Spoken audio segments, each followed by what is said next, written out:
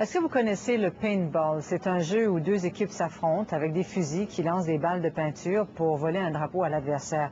Cette activité qui existe depuis une vingtaine d'années connaît en ce moment une croissance fulgurante. Julie Marcoux est allée rencontrer des mordus de paintball.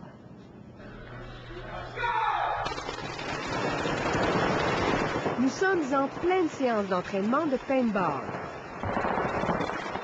Même si le sport a toutes les allures d'un jeu de guerre, ici on ne parle jamais de fusil, mais bien de marqueur, et on ne dit pas qu'on a tué quelqu'un, mais bien qu'on l'a touché. Nuance. Les joueurs qui participent dans ce sport-là, c'est quoi leurs intentions? Est-ce qu'ils ont l'intention d'embarquer sur le terrain pour faire mal à quelqu'un?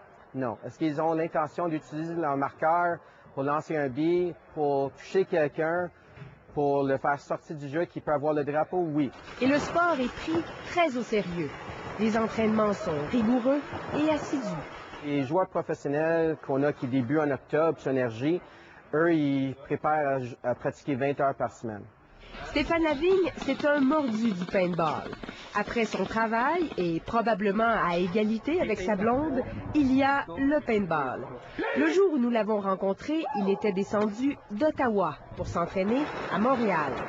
4 heures de route pour un entraînement. Mais il y a plusieurs personnes qui le font quand même.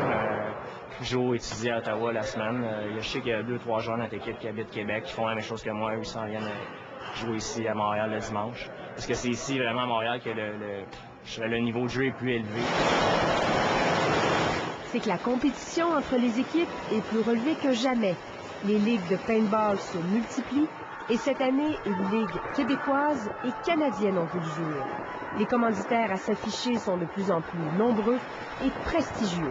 Présentement, c'est plus l'industrie du paintball qui commandite les équipes, mais là, on commence à voir des plus gros compagnies à l'extérieur, Dodge, tu peux voir Coke, Pepsi. Qui dit compétition internationale, dit voyage à l'étranger.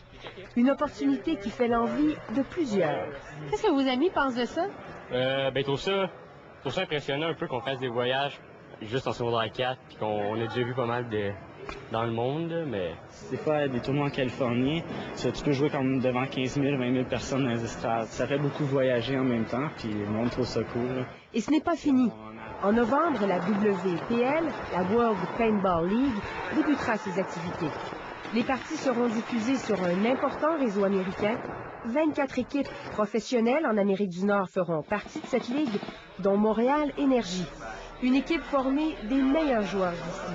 Les joueurs, il y en a qui gagnent leur vie, il y en a qui sont payés, mais la plupart des joueurs professionnels, eux, leur but, c'est de prendre un commandite où est-ce que tout est payé, le voyage est payé, l'entrée, les billets, les pratiques, les équipements. Est-ce que vous espérez gagner votre vie avec ça? On espère, mais on est jeune encore, fait que on peut encore percer dans le sport puis devenir un joueur reconnu professionnel. Éric et son équipe seront à Las Vegas le 17 décembre prochain pour leur tout premier match professionnel. Julie Marcoux, Radio-Canada.